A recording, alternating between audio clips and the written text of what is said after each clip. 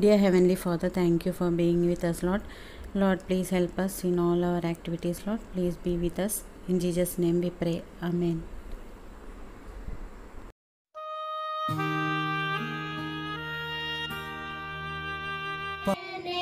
प्रार्थना की छोटी सी प्रार्थना उसने की, कहता है तेरे दास सुन रहा है। छोटी शमूएल ने प्रार्थना की, प्रार्थना सुन के प्रभु ने शमूएल के साथ बातें की। वही प्रभु हमसे बात करेगा। छोटी शमूएल ने प्रार्थना की। Every person is the gift of God. Every person is the gift of God. Wonderful, marvelous gift. Wonderful, marvelous gift. I am a gift. You are a gift. Every person is the gift. A very special gift. Unique in all the world. Every person is a gift. लिए गाते रहिए, लगते नहीं रुपये। Hallelujah गाते रहिए, लगते नहीं रुपये। यीशु ने हमको आँख दिए, आँख दिए भाई आँख दिए। यीशु ने हमको आँख दिए, आँख दिए भाई आँख दिए। वचन को पढ़ते रहिए, लगते नहीं रुपये। वचन को पढ़ते रहिए, लगते नहीं रुपये। हालेलुया गाते रहिए, लगते नहीं रुपये। हालेलुया गाते रहिए, लगते नहीं रुपये। यीशु ने हमको कान दिए, कान दिए भाई कान दिए। यीशु ने हमको कान दिए, कान दिए भाई कान दिए। वचन को सुनते रहिए, लगते नहीं रुपये। वचन को सुनते रहिए, लगते नहीं रुपये। हालेलुया गाते रहिए, लगते नहीं रुपये। हालेलुया गाते रहिए, लगते नहीं रुपये। यीशु ने हमको हाथ दिए, हाथ दिए भाई हाथ दिए। यीशु ने हमको हाथ दिए, हाथ दिए भाई हाथ दिए। प्रार्थना करते रहिए, लगते नहीं रुपये। प्रार्थना करते रहिए, लगते नहीं रुपये। हालेलुया गाते रहिए, लगते नहीं रुपये। हालेलुया गाते रहिए, लगते नहीं रुपये। यीशु ने हमको पैर दिए, पैर दिए भाई पैर दिए। यीशु ने हमको पैर दिए, पैर दिए भाई पैर दिए।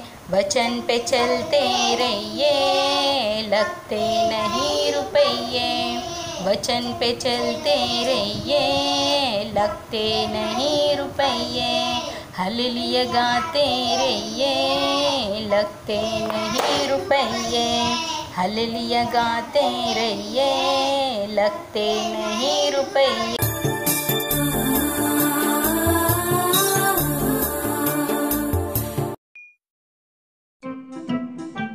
Meet Mr. Nice Guy. You think you're nice? This guy is really nice. Well, I try to do what's right. He's so nice that if good people get to heaven, he'll be the first in line. Ah, shucks. So, Mr. Nice Guy, have you kept the 10 Commandments? Pretty much. Do you mind if we take a look at them and maybe see how nice you really are? Okay. Great. Here's one. You shall not lie. Mr. Nice Guy, have you ever told a lie? Well, yeah. Who hasn't? What do you call somebody who tells lies? A liar. All right. How about another commandment? You shall not steal. Have you ever stolen anything, even once? Nope. But you just told me you're a liar. Well, I did steal some candy once when I was a kid. And what do you call someone who steals? A thief. All right, let's try another one. You shall not commit adultery. Oh, that's easy. I'd never cheat on my wife. Hi, handsome. Oh, baby! Jesus said, if you even look at a woman with lust, you've already committed adultery with her in your heart. Oh, right. One more. You shall not take the name of the Lord your God in vain. Have you ever used God's name to curse? Oh, my... That, Mr. Nice Guy, is called blasphemy. God gave you life and breath and everything you have, and you've dragged His name through the dirt. So, by your own admission, you're a liar, a thief, a blasphemer, and an adulterer at heart. And that's just 4 of the 10 Commandments. Okay, so I'm not perfect. Well, actually, it's worse than that. Suppose we could put a chip in your brain that would record all your private thoughts for an entire week and then play those thoughts on a giant movie screen for all your friends and family to see. That would be embarrassing. Yeah, I know. The Bible says God knows everything, even the secret thoughts of your heart. Well, compared to some people, I'm a saint. Yeah, that's true, but the standard is God's law, not other people. Besides, even if you sin just 5 times a day, in 1 year, that's 1,825 sins.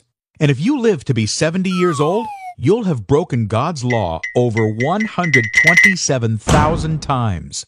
You'll have to answer for every sin on Judgment Day, when the Bible says each of us will give an account of himself to God. But God will forgive me, right? Well, let's try that in court. Hey, look, I know I keep breaking the law, but hey, catch up, well, just let it slide. Only a corrupt judge would buy that. A good judge would say, Justice demands that you pay for your crimes. God's not a corrupt judge. He's a holy, righteous judge. He hates sin. Jesus warned that on Judgment Day, everyone who had sinned against God would justly end up in a terrible place called hell, and there will be no escape for all eternity.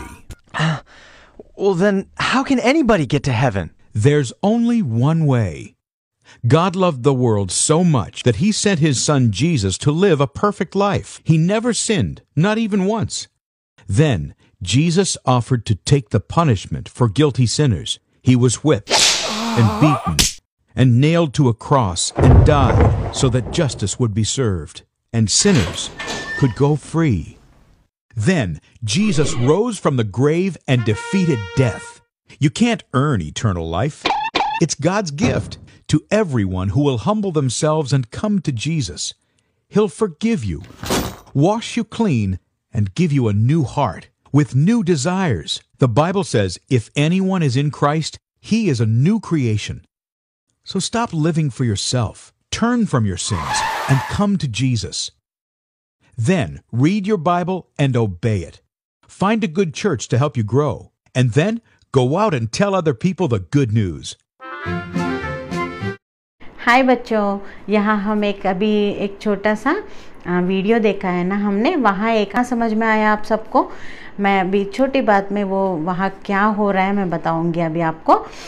वहाँ हमको एक आदमी दिखाई दे रहा है ना, वो क्या सोच रहा था, मैं मिस्टर परफेक्ट हूँ, मतलब मैं कुछ भी अभी तक गलत काम नहीं किया हूँ, तो अगर मैं मर जाऊँगा तो स्वर्ग के गेट के पास पहले मैं ही रहूँगा करके सोच रहा था। इतने में क्या हुआ, परमेश्वर उसको एक सबक सिखाना चाहते थे, है ना।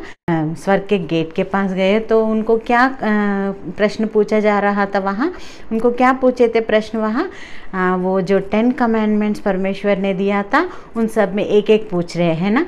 तुम झूठ कभी नहीं बोले क्या, और तुम कभी गलत बात नहीं बोले क्या, अब तुम मन में कुछ भी गलत नहीं सोचे क्या, ऐसे पूरे क्वेश्चंस पूछ रहे हैं। तो तब एक एक करके उसको याद आ रहा है। तो वो क्या सोचा था पहले वो आदमी, मैं बाहर कुछ गलत काम नहीं कर रहा हूँ ना, तो मैं कुछ पाप नहीं कर रहा हूँ, ऐसे सोचा था। मगर गलत काम मतलब पाप मतलब जो हम अंदर हमारे मन में भी जो सोचते हैं ना, वो भी पाप है करके परमेश्वर बोल रहे हैं। परमेश्वर के दृष्टि में हम जो मन में सोचते हैं, अगर हम कुछ गलत बातें हमारे मन में सोचते हैं ना, वो भी पाप है। परमेश्वर वो देखते हैं, हमारे मन को जांचने वाले हैं परमेश्वर। तो इसीलिए वो आदमी को पूरा याद करवा रहे थे, है ना। तब क्या हुआ, तो पूरा अगर देख रहा तो उसको क्या लगा, मैं तो बहुत गलत आदमी हूँ, मैंने तो बहुत सारे पाप किया है, ऐसे अगर देखोगे तो मैं बहुत सारे पाप कर रहा हूँ, ऐसे करके बोलता है।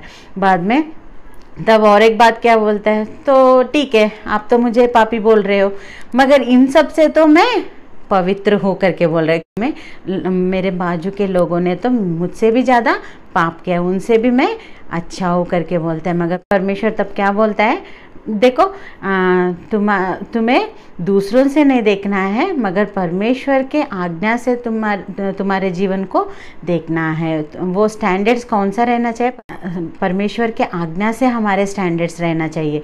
ऐसा नहीं है कि उनसे भी मैं अच्छी हूँ, इनसे भी मैं, ऐसे नहीं, हमें ऐसे नहीं देखने का है करके परमेश्वर बोलते हैं। मगर तो ठीक है, अभी ये पापी है करके परमेश्वर ने दिखा दिया, तो अभी कुछ इसको रास्ता नहीं है क्या, गलत काम करना ही पाप है करके परमेश्वर ने वहाँ बताया है। तो इसको और कुछ रास्ता नहीं है क्या परमेश्वर के पास जाने के लिए, है। इसीलिए यीशु मसीह इस धरती पर आए हैं ना। ये पाप जो है ना हमको परमेश्वर से बहुत दूर करता है। अगर हम यीशु मसीह को मानेंगे और हमारे पापों को उनके सामने अगर हम छोड़ देंगे, तो तब परमेश्वर हमको क्षमा करेंगे और हमें उद्धार देंगे, और उद्धार के साथ हमको क्या मिलेगा, स्वर्ग मिलेगा। तो इसीलिए पाप बहुत डेंजर है, हमें वो पाप में नहीं रहना चाहिए। जो भी गलत काम हम कर रहे हैं वो सब पाप है, तो वो सब हमको छोड़ के परमेश्वर के साथ हमको रहना है।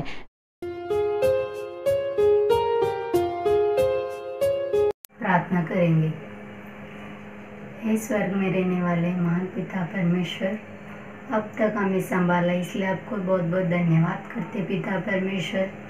अभी जो बच्चों को पढ़ाने चाह रहे पिता परमेश्वर, आप हमारे साथ रहकर पिता परमेश्वर हमें अच्छा सिखाने जैसे पिता परमेश्वर बुद्धि ज्ञान दीजिए, और बच्चों को अच्छा समझने के लिए उन्हें भी बुद्धि ज्ञान दीजिए।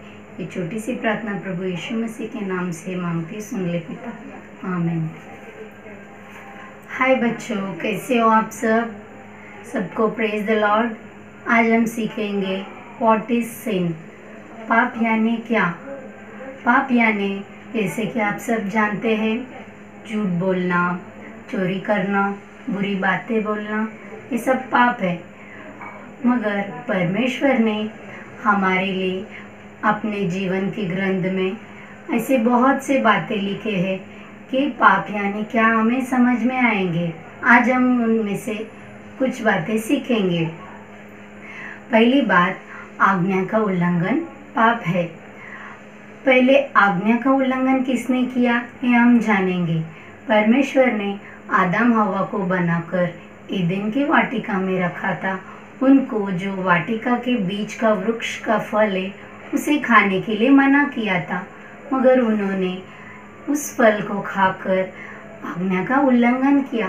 फॉर एग्जाम्पल, आप सब भी जैसे चॉकलेट लाती है, आपको देकर बाकी के रख देती है, तो आप क्या करते हैं, चोरी छुपे छुपे खाकर आज्ञा का उल्लंघन करते हैं, यानी कि मम्मी का बात नहीं सुनते हैं, वही आज्ञा का उल्लंघन है।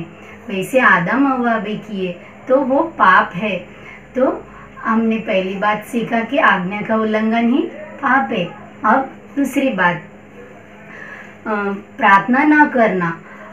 हम हर रोज सुबह से लेकर रात तक परमेश्वर के लिए प्रार्थना करना चाहिए। सुबह उठने के बाद, खाना खाने से पहले, रात को सोने से पहले हम परमेश्वर को धन्यवाद करना चाहिए, उनको ध्यान करना चाहिए। ऐसा ना करना ये भी पाप है। और तीसरी बात, हम भलाई करना जानते हैं फिर भी किसी से भलाई ना करना, ये भी पाप है। मतलब हम अच्छा करना जानते हैं, नहीं करना। जैसे कि एग्जाम्पल, हमारे पास अच्छा खिलौने रहते हैं, अच्छे कपड़े रहते हैं, वो दूसरे से शेयर नहीं करते हैं, किसी को देते नहीं, तो हम जानते हैं देना चाहिए, बांटना चाहिए, फिर भी हम वैसे नहीं करते हैं, तो ये भी पाप है। और चौथी बात, गुस्सा करना। पता है आपको गुस्से से पहले हमें क्या आता है? पहले हमें ईर्ष्या आता है। ईर्ष्या मतलब जो है हमको जो पसंद नहीं है वो उनसे हम बात नहीं करते हैं। ईर्ष्या के बाद द्वेष आता है। वो हमें पसंद नहीं आते, जो हमारे फ्रेंड हो या कोई भी हो उससे हम ईर्ष्या रख के द्वेष करते। उसके बाद वो सब ईर्ष्या द्वेष हमारे मन में रहेगा तो गुस्सा आता है। गुस्से से हम पाप करते हैं। पाप से हमें क्या मिलता है? हमें श्राप मिलता है, वो भी परमेश्वर देता है। श्राप यानी वो परमेश्वर का विरुद्ध जो भी काम करते हैं उनको ही मिलता है श्राप। जैसा आदम हवा ने एदेन के वाटिका में फल खाकर परमेश्वर का विरुद्ध काम किया, फिर उनको क्या किया? परमेश्वर श्राप दिया। कैसा श्राप दिया? कि एदेन के वाटिका में से उन लोगों को निकाल दिया। ये परमेश्वर का श्राप था। तो वैसा हम नहीं करना चाहिए। अभी तक हमने क्या सीखा? पहली बात, आज्ञा का उल्लंघन करना पाप है। दूसरी बात, प्रार्थना ना करना पाप है। तीसरी बात, हम भलाई करना जानते हुए भी ना करना, ये भी पाप है। और चौथी बात, गुस्सा करना यानी कि क्रोध, ये भी क्रोध भी हमारे जीवन में नहीं आना चाहिए, तो ये भी पाप है। क्रोध में क्योंकि पाप होता है इसीलिए वो भी नहीं करना चाहिए, परमेश्वर के विरुद्ध जाना नहीं चाहिए। तो अभी पांचवी बात, उल्टा फेरना। कभी कभी हम लोग क्या करते हैं, हमें जो अच्छा सिखाते हैं उनको ही उल्टा फेरते हैं। जैसे कि आदम हवा के बारे में अभी तक हमने पढ़ा कि आदम हवा को परमेश्वर ने फल नहीं खाने से मना किया था और उनको श्राप दिया। उन लोग ने कैसा उल्टा फेरा, इसीलिए श्राप दिया परमेश्वर ने। क्या किया उन लोगों ने पता है आपको? उन लोगों ने जो वृक्ष का फल खाया तो परमेश्वर आके उनसे पूछा कि आदम, तुमने ये वृक्ष का फल खाया, मैंने जो मना किया था? तो आदम क्या किया? आदम ने बोला, हवा जो मेरे साथ आपने दिया, ये स्त्री, इसी ने मुझे दिया तो मैं खाया। फिर हवा से पूछा तो हवा ने कह दिया कि इस सांप ने मुझे दिया तो मैं खाया।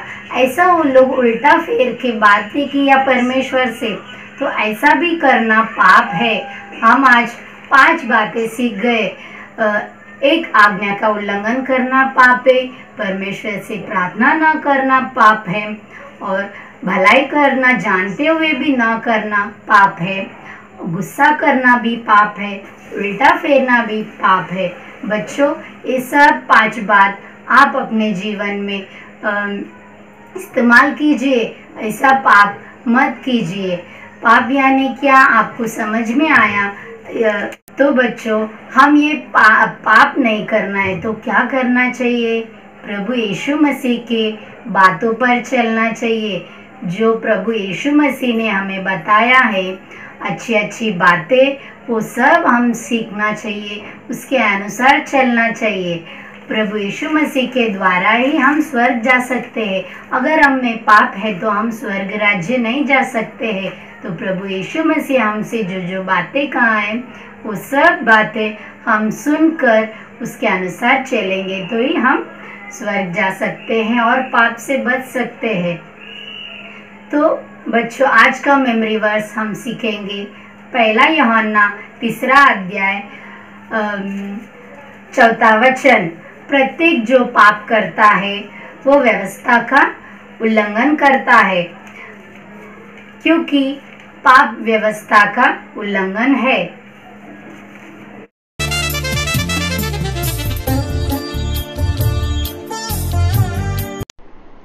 हाय बच्चों, आज हम मेमोरी वर्स देखेंगे। मेरे साथ बोलो सब लोग। जो कोई पाप करता है वह व्यवस्था का विरोध करता है और पाप तो व्यवस्था का विरोध है। जो कोई पाप करता है वह व्यवस्था का विरोध करता है और पाप तो व्यवस्था का विरोध है। पहला यूहन्ना 3 अध्याय और 14 वचन। पहला यूहन्ना 3 अध्याय और 14 वचन।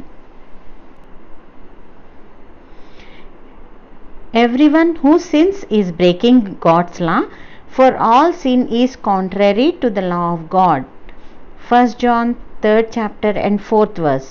Everyone who sins is breaking God's law, for all sin is contrary to the law of God.